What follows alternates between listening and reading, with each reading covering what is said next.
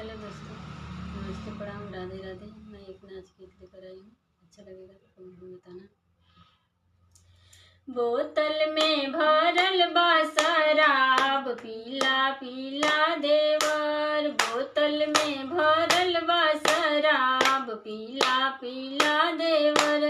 कदू तए भाभी मौलिया के मारियौती, कदू तए भाभी मौलिया के मारियौती।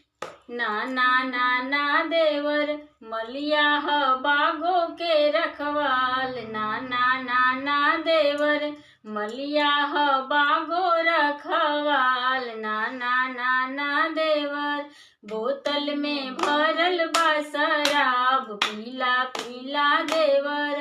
बोतल में भरल बा शराब, पीला पीला देवर।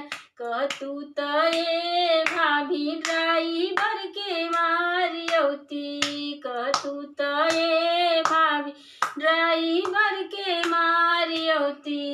ना ना ना ना देवर, ड्राइवर ह गाड़ी के रखवाल। ना ना ना ना देवर, ड्राइवर ह गाड़ी के रखवाल। ना ना ना ना देवर, बोतल में भरल बा शराब, पीला पीला देवर। बोतल में भरल बा शराब, पीला पीला देवर।